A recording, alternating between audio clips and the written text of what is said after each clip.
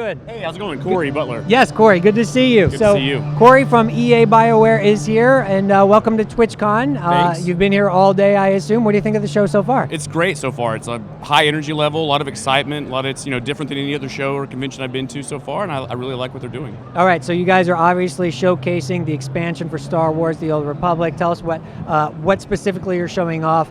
I guess the new trailer for the game? Yeah, the Sacrifice trailer is sort of the prequel to our expansion, which is Knights of the Fallen Empire. And that is really sort of us going back to our storytelling roots. So our players had said that they wanted more story in the game, and that's what this expansion is bringing. Yes. So it's actually a really great opportunity for brand new players to come in and approach the game, because we'll let you start at level 60. Okay. Every sub gets a free level 60 to play the game. Or if you're a returning player or a current player, it's a great chance to evolve your storyline that we know, sort of the first 50 levels were the origin story of this character, and now he gets to go and do these new adventures. Excellent. Now, obviously, all games are about building up community, but specifically with a game like Star Wars, The Old Republic, and an MMO, you have an opportunity to build up and engage with the community more consistently, more frequently. How is your all's approach to community engagement internally and, on the priority scale? Is this like priority number one for you all? Oh, it's a huge priority. We have a great community team led by Eric Musco, and they stay, in a constant contact with our community. And we study, like myself, I study the metrics quite a bit, which is another way to see what the players are doing in the game and staying in touch with how they're playing the game. Excellent. So specifically in this expansion, tell us where we're at with it.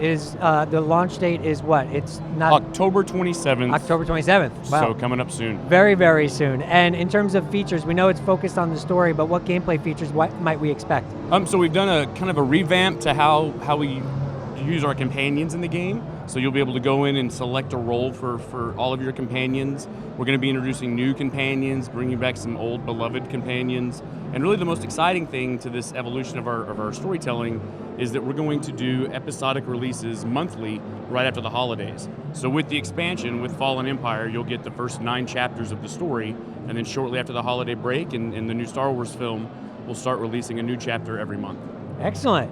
So what is your all's thought on the approach to content coming from the streaming community in terms of what you want to see out of them?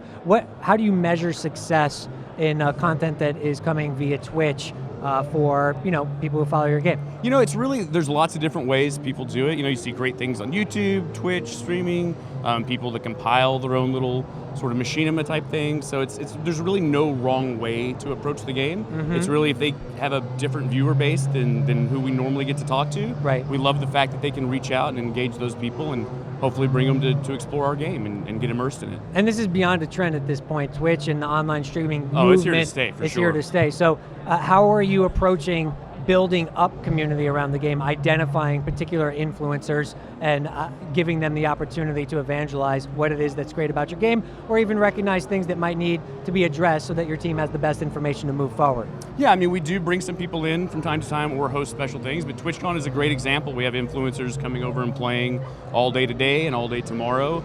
So on the Amazon channel, there's somebody new and exciting playing the game every hour on the hour. Okay, so you're always kind of just monitoring that in terms absolutely. of what's there. So if somebody is interested in playing the new expansion when it comes out and streaming it, it's interesting, right? Because it's a story-driven game, it's a single-player experience, and I think a lot of the personalities on Twitch do a really good job of conveying what that experience is like. Yeah. Do you think that will help determine somebody's success in streaming this particular game? I think so, and I feel like most people are going to want to experience a lot of that for themselves, or if maybe they've made some choices in their game or played a different class, they might want to watch and see sort of where the other paths lead to, or what the other classes are up to. Okay, so what else is happening at Bioware? Where's my Mass Effect?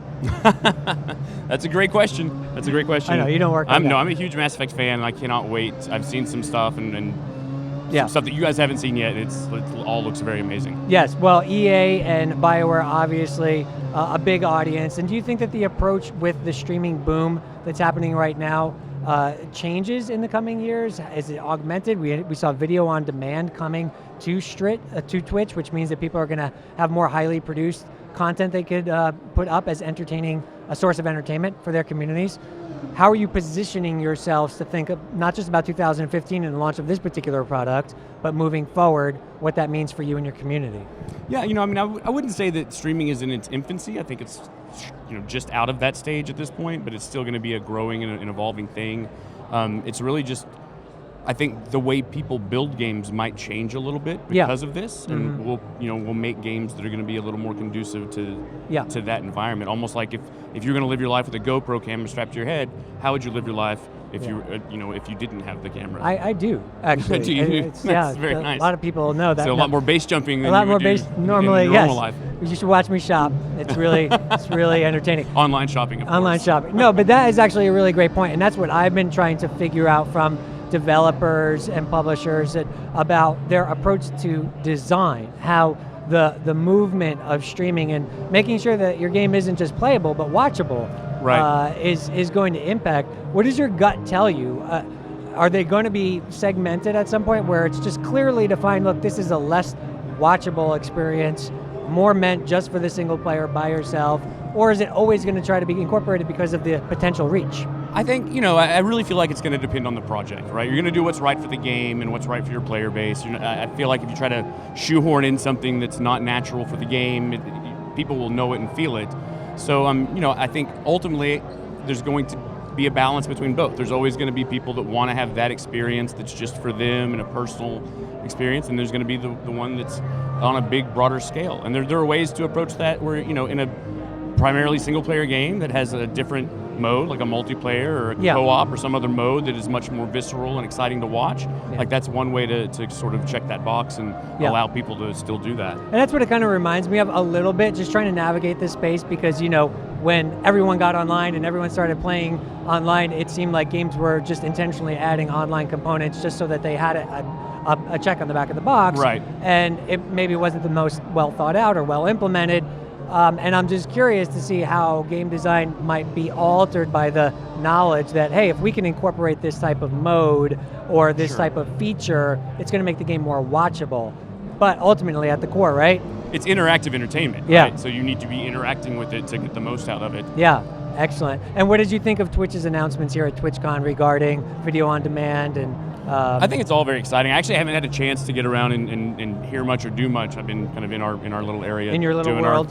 Doing your thing. Head down doing our thing. But well, good. Hopefully after we wrap up a little bit today, I'm going to roam around and see what everybody else is up to. Well, I'll let you do just that. Thanks so much for stopping by. It's good to see you. Appreciate it. And tell them one more time what time when the game is coming out. So October 27th. If you subscribe now, you still have a chance to get our Knights of the Old Republic inspired swoop bike as a reward for subscribing early.